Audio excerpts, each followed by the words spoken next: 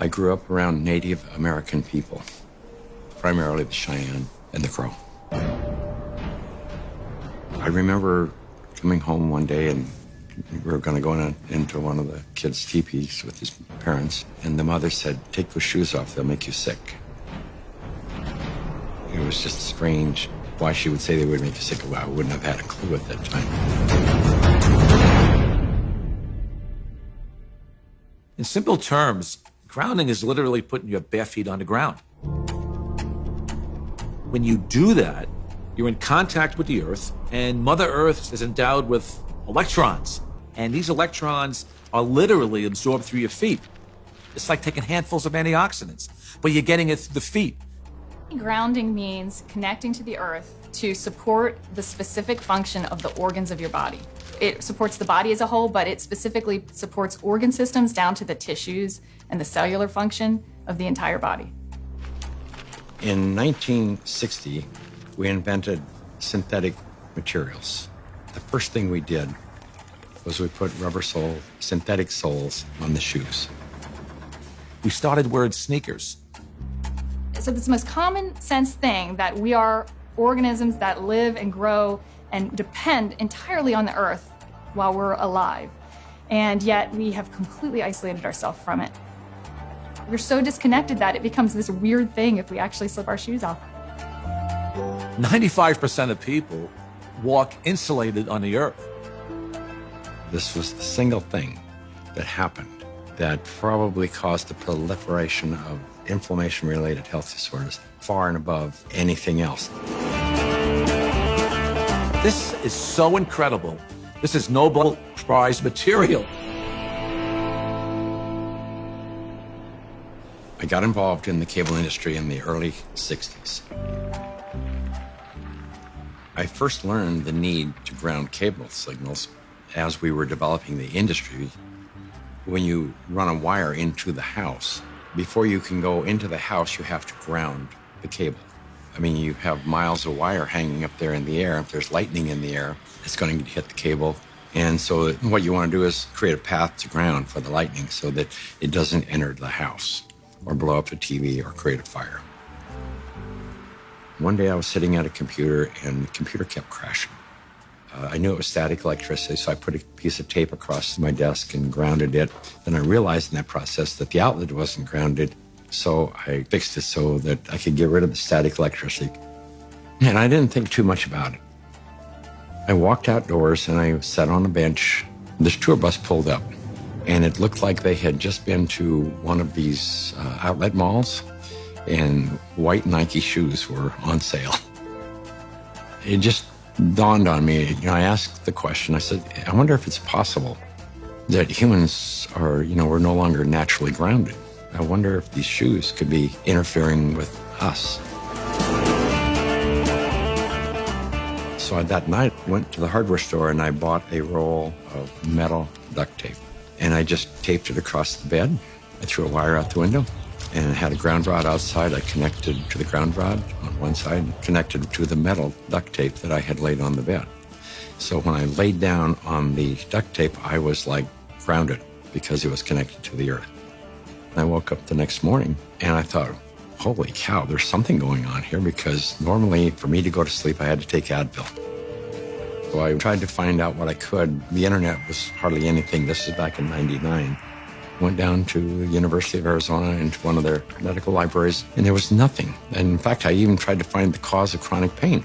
The cause of MS was unknown. The cause of arthritis, unknown. They didn't know. Nobody knew. So I thought, well, I'll go out to LA. I'll go to UCLA and ask them. They pretty much laughed me off campus. They said, you expect us to believe that somebody's going to put a nail in the ground, tie a wire around somebody's toe, and it's going to make them sleep better? I said, get out of here. Go away. You're nuts. So I ended up having to put together my own study, and we grounded 60 people, and the reports that came in were unbelievable. TMJ disappeared, PMS disappeared, inflammation reduced, pain. Everybody slept better. Found an anesthesiologist in San Diego, and he says, I don't think there's anything to what you're doing. There's got to be an anomaly here, but I'll entertain you. He says, I will prove that you're wrong. We did the study. It's the first study that I did that was a legitimate study where we had quantifiable data.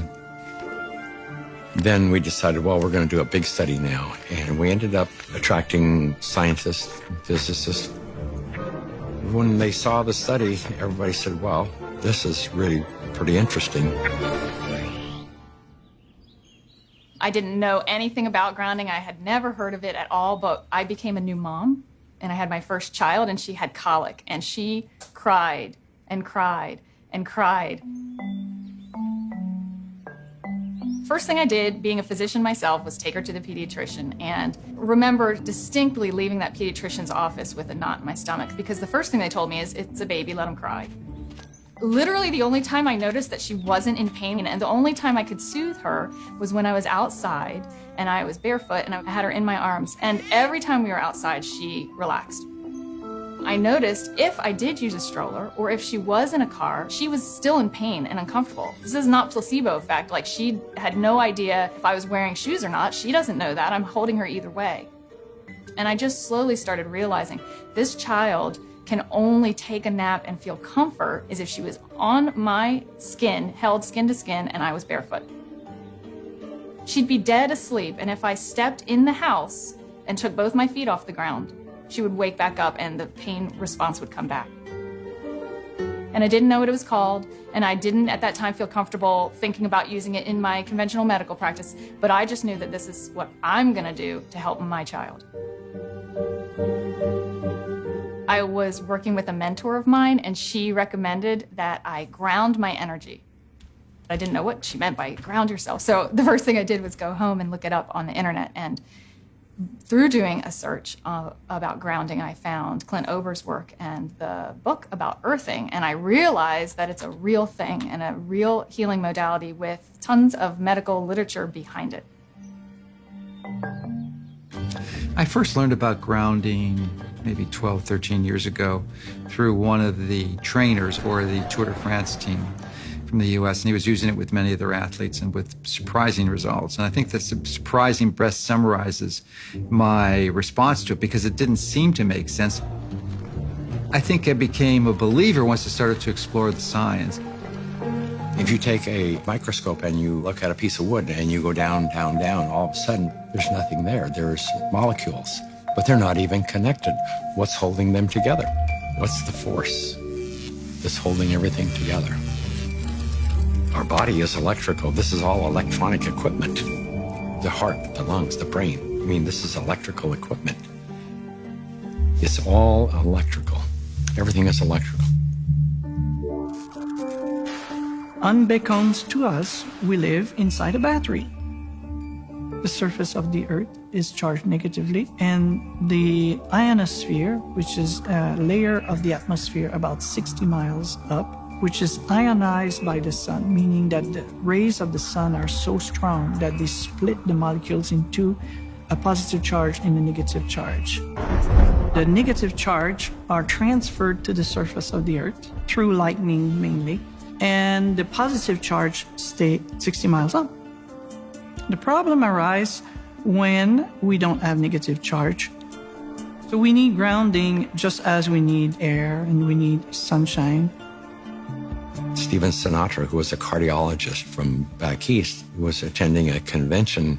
We sat down with Stephen and told him the story of what I was doing. Now he said, well, if you're affecting pain, he says, you need to be researching inflammation. You don't have arthritis, you don't have cancer, you don't have all these health disorders. What you have is chronic inflammation. We have so much inflammation in the body, and it comes out in illnesses. We go to a doctor with all these complaints, but a lot of it is silent inflammation, including my specialty, heart disease. Heart disease is an inflammatory process. So how do we reduce inflammation? Inflammation is produced by neutrophils, which is a white blood cell. You have an injury, you have a damaged cell. And so these white blood cells come over and they encapsulate the damaged cell and they release reactive oxygen species, which rip electrons from the damaged cell and that destroys the damaged cell. If there's not enough free electrons there to reduce the remaining radicals, they're going to steal an electron from a healthy cell and in the process damage it. Then the message goes out to the immune system and another neutrophil does the same thing, eliminates that cell, and then you end up with a chain reaction. ATP is short for adenosine triphosphate. It's the energy currency of the cell. So we're bioelectrical beings. That's the currency of our body. That's how it works. That's how we run our biological systems, is by generating this electrical energy that's transferred. And when we connect to the earth through a conductive surface in some way, there's a transfer of electrons that slowly go into our body.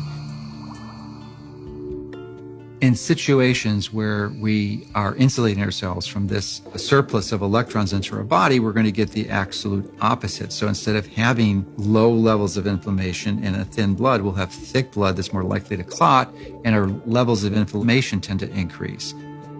You could take anybody who has chronic pain. It doesn't matter who they are. It doesn't matter what's wrong.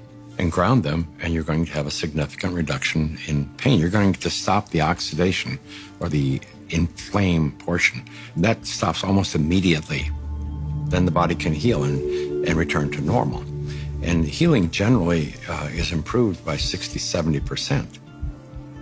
If inflammation is the cause of all these health disorders, then I know that not grounding is the cause of inflammation, because if the body is grounded, you can't have inflammation. Can we measure the effects reproducibly? The answer to that is yes. We now have 20 studies. There's 21 published studies in the medical literature on earthing and grounding. And this is peer-reviewed stuff. In simple terms, what earthing does is literally it quenches the fires of inflammation. And if inflammation is the source of all root illnesses, including Alzheimer's disease, cancer, heart disease, diabetes, I mean, the list goes on and on. If you can impact inflammation and, squelch it, kill it, stop it, we're going to be healthier beings. So, why hasn't it caught on in mainstream? I can only say it will. There's a well-established, traditional, conventional system that relies on expensive intervention. So they'd like to perpetuate that, and they're not too interested in having some competition coming in for a lot less expensive to sort of sabotage their profit levels. Because their goal isn't to help humanity. Their goal is really, as corporations, is increase their profit. The question becomes, how much of an influence has lack of grounding been in the epidemic of disease that we have? Is this grounding a factor? The light switch went on, and I thought, we're doing things completely backwards here. A typical day for a child is completely ungrounded. Most children wake up sleeping on a bed that was not grounded in a house or a building or on a floor that was insulated from the earth. And then they go immediately into a classroom that's insulated. And even on recess, in the recess period, they go outside and are literally fenced in and are paved with asphalt. And then they have after-school activities, which are either indoors or if they're outdoors, they are literally required to wear protective gear. Even if they're exercising for 2 hours after school, 100% disconnected from the earth. And then they go home and they go inside and they eat dinner and they do homework all hours of the night, and then they pass out in an ungrounded bed. So that's a 24-hour period of time completely ungrounded, and that goes on day after day after day. There's a resistance to integrating novel thoughts. And many times new ideas aren't implemented until the people who hold the counter opinion die. The good thing about grounding is that you don't need a doctor to tell you to do it. You do not need a physician to recommend it to you. You can try this anytime. It is your birthright because you live on the earth. I ground every day. Hey, I want to be connected to the earth as much as I can. I would say about 95% of the day I am grounded because I believe it's just a no-brainer. Go outdoors, take your shoes off, stand barefoot on the earth, or sit on the earth, put your feet and your hands on the earth, and you will instantly notice the pain and inflammation begin to drain from your body. I got my life back is probably the most common refrain that I hear. Thank you, I got my life back. got my life back.